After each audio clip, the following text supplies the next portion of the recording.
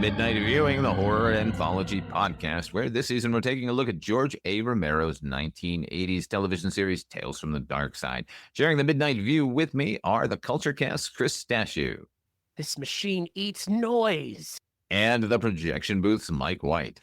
It's just silence. My noise is being... Tonight we're taking a look at the next two episodes of Season 4, the final season of Tales from the Darkside. Those are Going Native and Hush. Going Native... Season 4, Episode 17, originally aired on June the 19th, 1988, written by Ted Gershuni from a story by Andrew Weiner, and then directed by Andrew Weiner, starring Kim Greist, John Apria, Cynthia David, and Richard Coleman.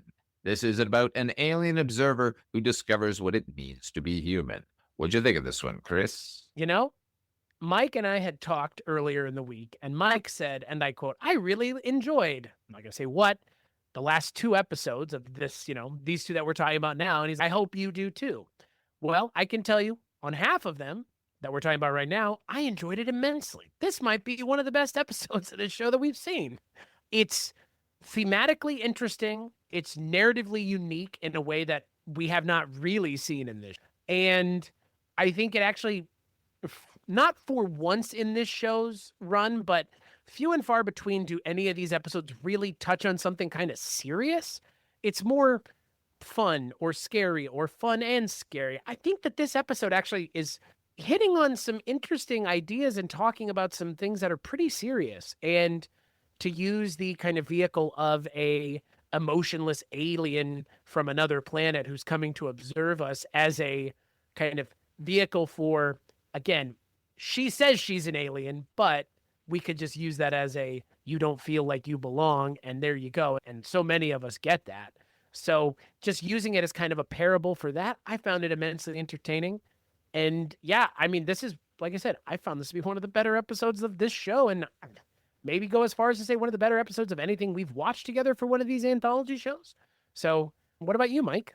Well, yeah, kind of already spoiled mine, but yes, I loved this episode. I found it to be shot. You were talking the last time we met, Father Malone, as far as that Tom Savini episode, and you're like, I don't know how much of this is the transfer versus this being overlit or things. This one almost benefited from kind of shitty video quality because everything feels so soft and overlit, and just like the lights when they're in the window that's in the therapy room that they're having all of these. And I love that it's 1988 and they're having these big confrontational therapy sessions and things. It reminds me a lot of some of the stuff that I remember from like WR Mysteries of the Organism, where it's just like the scream therapy, or like people being rebirthed and those things, and like just them with these native pillow clubs, and they're hitting pillows and screaming and stuff. Oh yeah, this is some of the psycho shit that people were doing back in the 1980s. I really appreciate this. Yeah, I loved it. I really just enjoyed the way it was shot.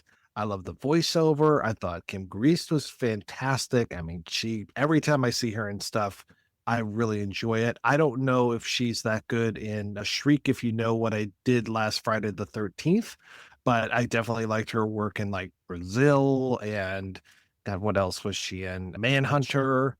Chud. Oh, well, of course, Chud. I actually really fucking love Chud. Yeah, I thought she did a really good job. And yeah, I highly enjoyed this. Like you said, this might have been my favorite episode that we've seen. So now I'm waiting for Father Malone to just shit all over it. Wouldn't that be something? No, I loved this.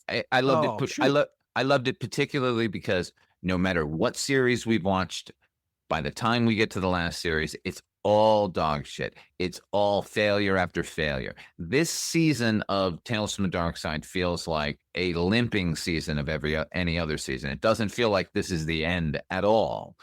I've always loved their films, their episodes that feel like a short film. This definitely feels like a short film. My God. The director is pulling in photography. I'm assuming he's a photographer, and these are all his photographs, but he's made this alien an observer of human behavior, and she does that through photographing every part of culture. They even comment on that, and she's making them into slides, which is super effective, that we get to see her watching the slides and the slides being projected upon her. This episode feels to me like every Twilight Zone 85 boomer episode that was attempting to understand and quantify and suss out what was going on with their generation, done in 22 minutes and actually coming up with a serious reason underpinning everything.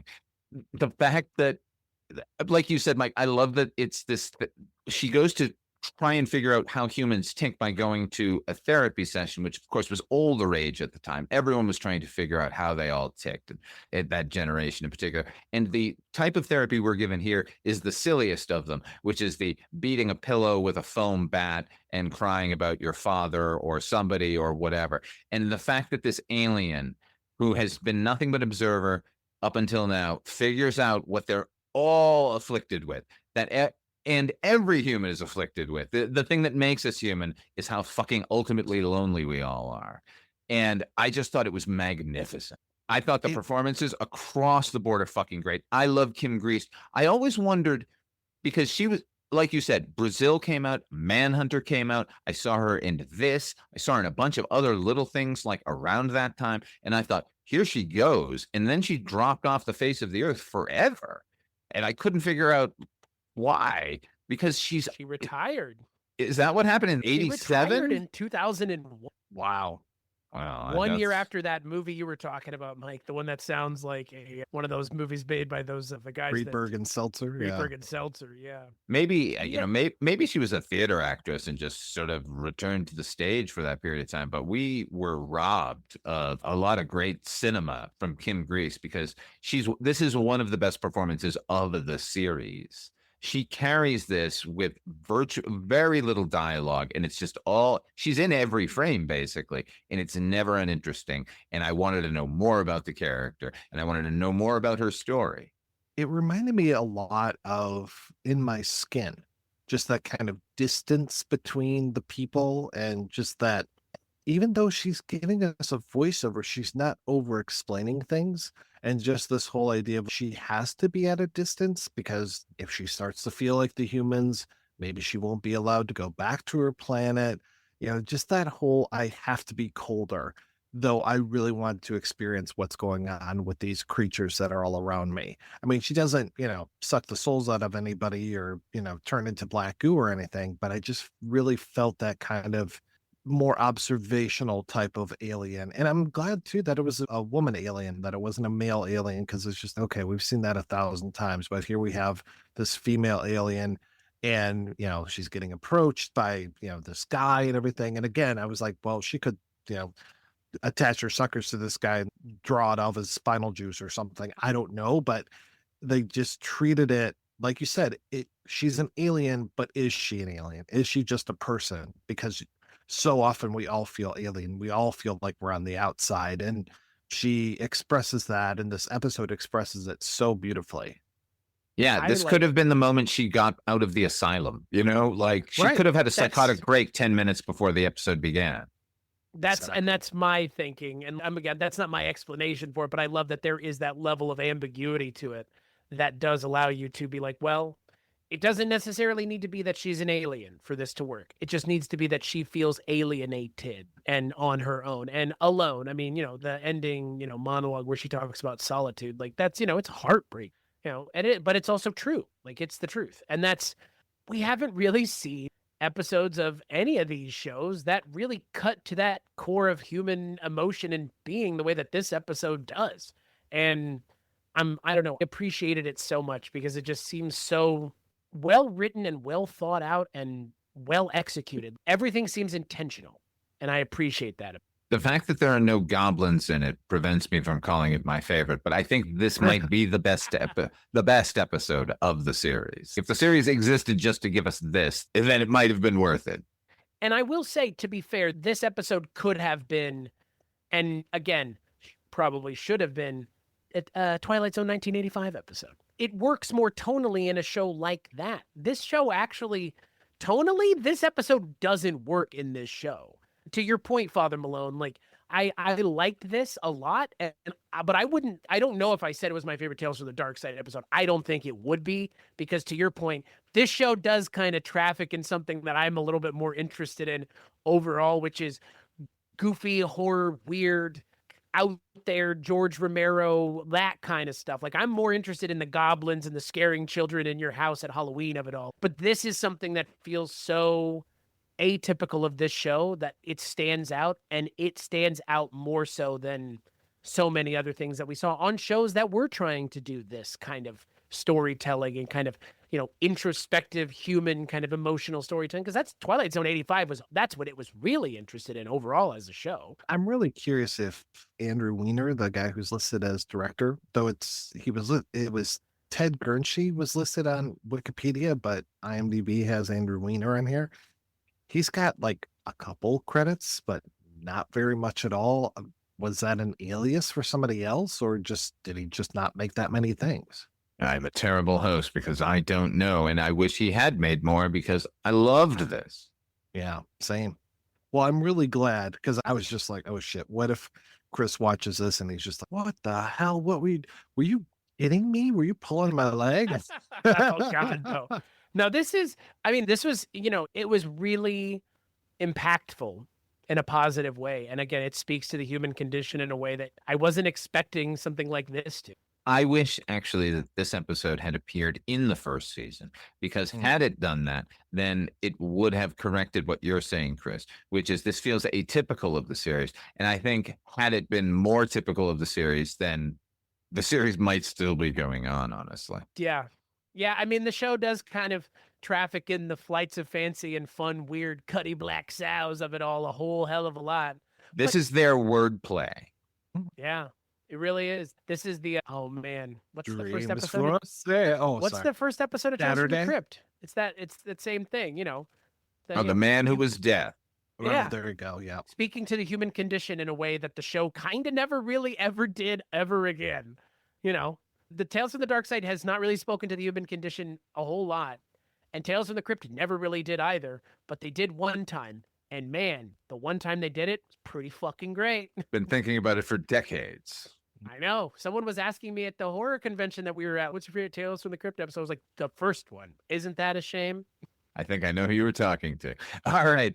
Our next episode is Hush from season 4, episode 18, aired originally on July the 10th. That's a month later, 1988. This one was written by John Harrison as John Sutherland, from a story by Zena Henderson, and directed by Alan Coulter, back behind the director's chair after writing a previous episode. This one stars Niall Lanning, Eric Jason, and Bonnie Gallup.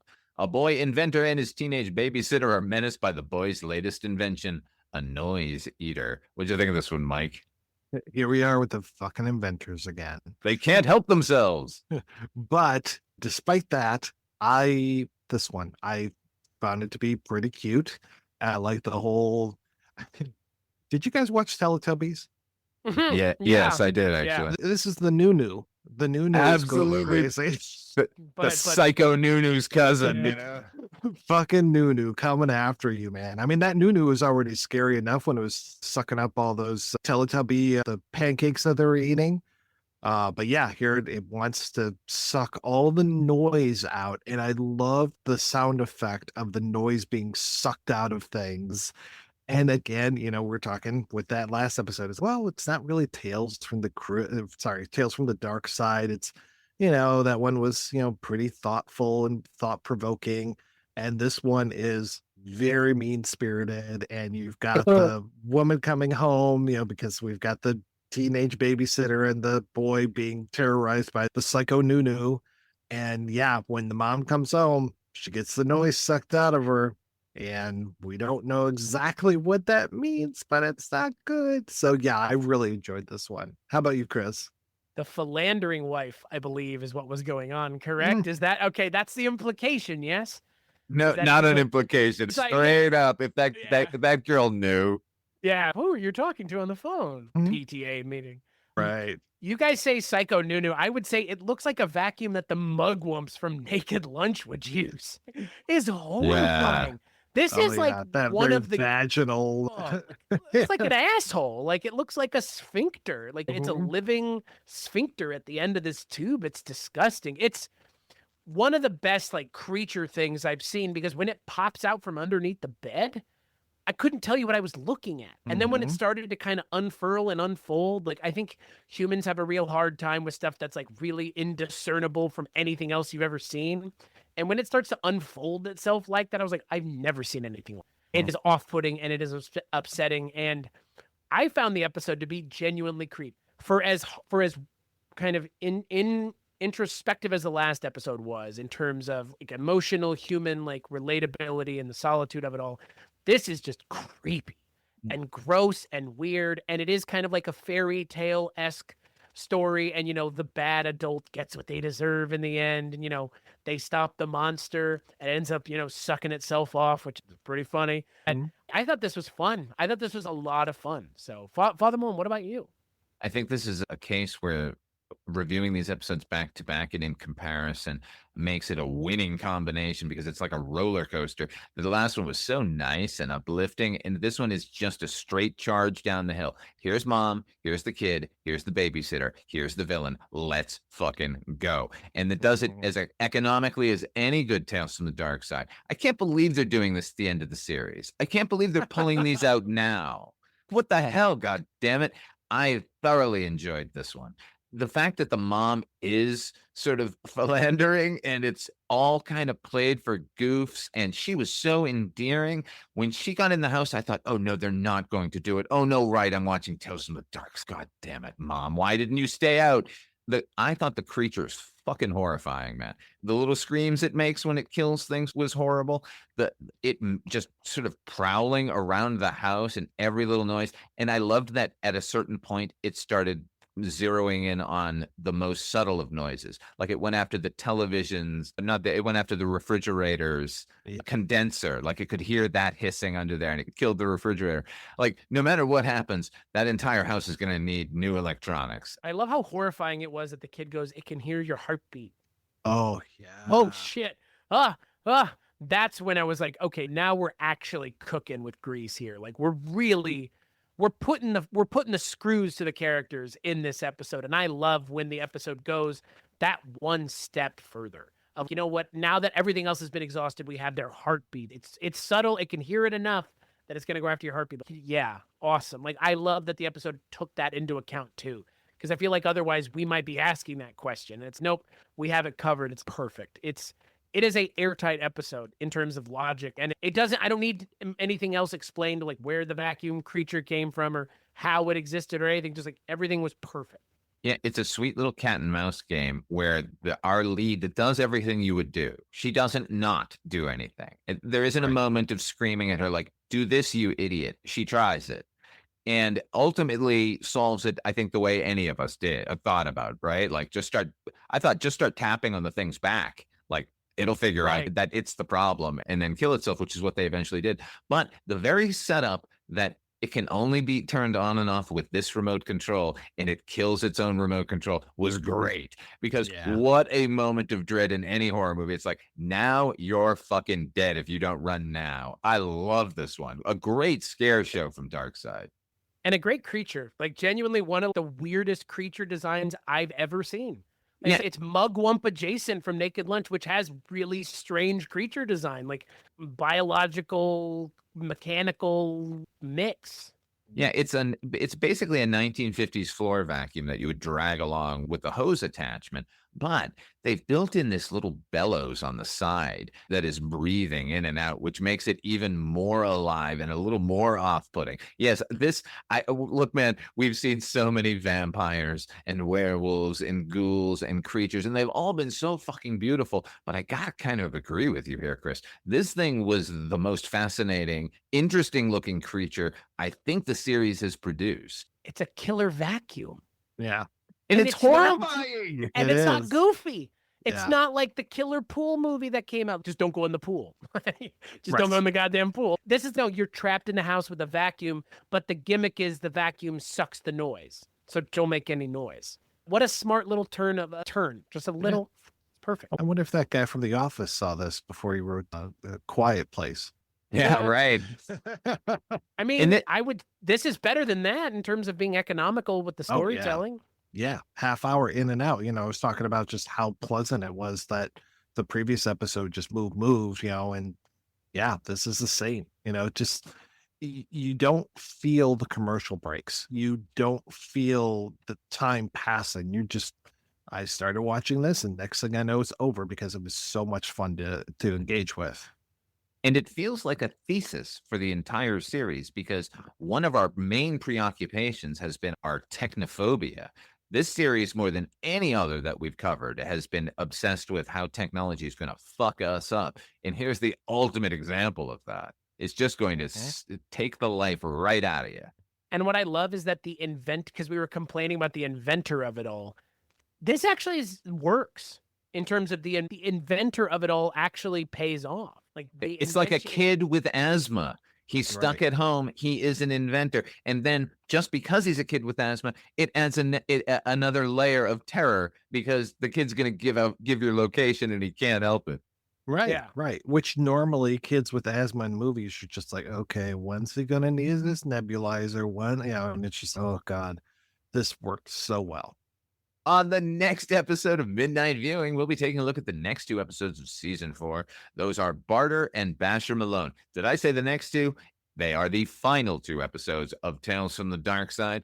Midnight Viewing, the Horror Anthology podcast, is a proud member of the Weirding Way Media Group. Our theme song was composed by HP with an assist by Donald Rubenstein. Until next time, what are you working on? Where can people find it, Chris Stashu?